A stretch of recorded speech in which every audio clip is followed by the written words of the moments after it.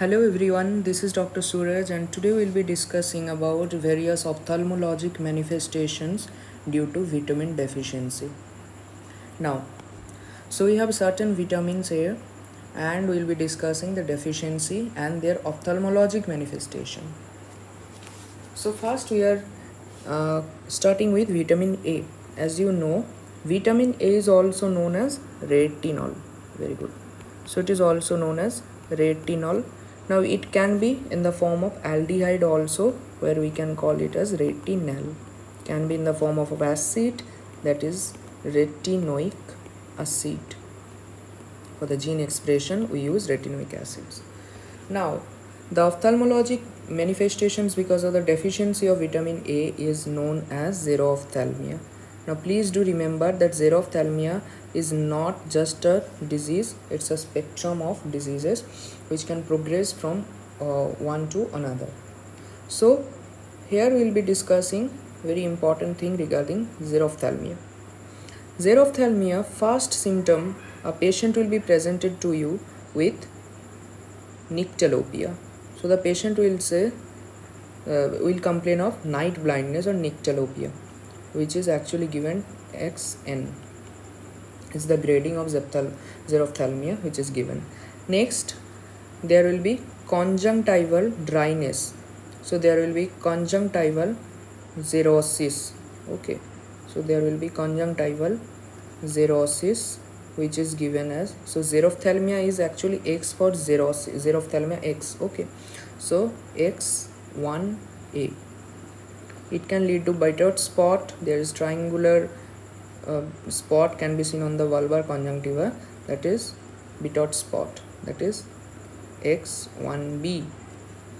Next, there can be involvement of the cornea and lead to corneal xerosis. So after conjunctiva, cornea can be involved, that can be X2. Dhire dhire there will be corneal ulceration and there may be corneal perforation leading to keratomalacia. Please remember, if it is less than 1/3 of the corneal surface is involved, then it is called as, it is grouped under X3A. If it is more than 1/3 of the corneal surface, then it is X3B. Also there may be corneal sclerosis,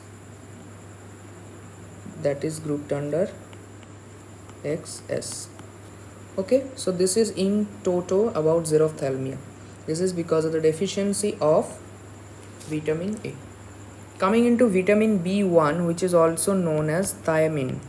Vitamin B1, which is also known as thiamine, and the deficiency of which can cause acute retrobulbar neuritis. It's a kind of optic neuritis that happened, that is acute retrobulbar neuritis.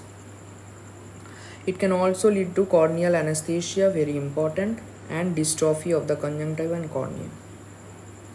Next we are coming into vitamin B2, which is also known as riboflavin. The deficiency of which can lead to vascularization of the cornea. That is very important question. You will see there is neovascularization over the cornea, making the cornea opaque. So the associated findings will be photophobia and also burning sensations.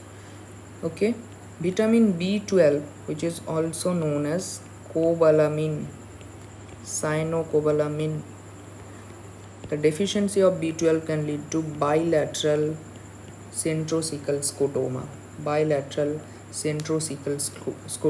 Bitot spot was a question.